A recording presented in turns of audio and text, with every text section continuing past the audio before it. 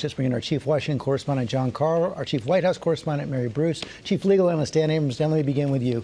Is it fair to say that this case is going to boil down to, can Donald Trump's lawyers convince jurors that he believed the lies he was telling about the 2020 election? To a large degree. Remember, the prosecution still has the burden of proof, right? They still have to prove the case beyond a reasonable doubt. So if Donald Trump's lawyers can pose doubt, questions about, did Donald Trump actually believe this? His position almost certainly is going to be, yeah, I was told by some people that the election was over. Yeah, I was told that there was no voter fraud. I didn't believe them. I believed other people who were telling me, A, I had a legal right to do what I was doing, and B, I believed those people who were telling me in various states that there were irregularities, etc. Now, the problem is going to be, is that reasonable, considering all of the factors coming in? And most importantly, did Donald Trump ever say specifically that he knew he lost, according to the indictment?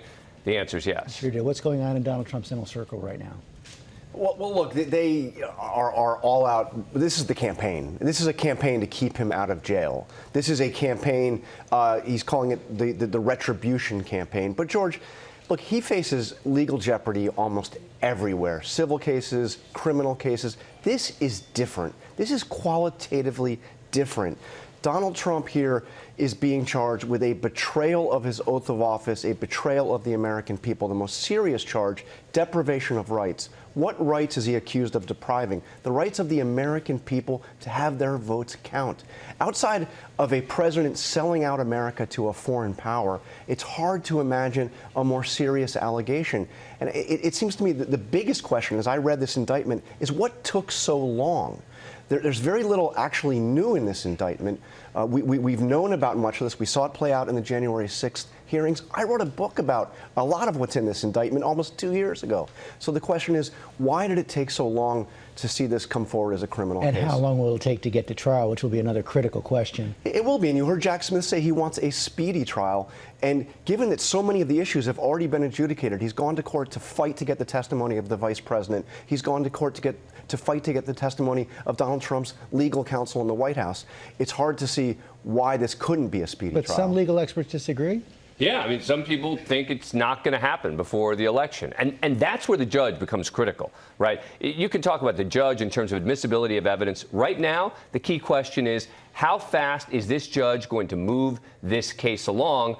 You know, a number of the people I'm talking to think that it will not happen before the election. I think that it's still possible it could. President Biden not saying a word. He's staying away from this. The White House is not commenting. They refer us to the Justice Department and continue to stress the independence of these investigations. President Biden is well aware that, that Trump is trying to argue and claim that this is all politically motivated. Biden doesn't want to say anything that could be used to fuel those claims. But as John says, Trump is running on this. His legal defense is the cornerstone of his campaign, and his supporters so far are unwavering. He is dominating the GOP And the Biden field. people won't say this, but they believe, even though it's very high risk, that Donald Trump would be the easiest candidate to beat. They do, but polling shows right now that they are in a dead heat. 43% tied, according to the latest New York Times Siena poll. It appears that we are heading towards a very tight rematch so far, George. Thank you all very much. Hi, everyone. George Stephanopoulos here. Thanks for checking out the ABC News YouTube channel. If you'd like to get more videos, show highlights, and watch live event coverage, click on the right over here to subscribe to our channel. And don't forget to download the ABC News app for breaking news alerts. Thanks for watching.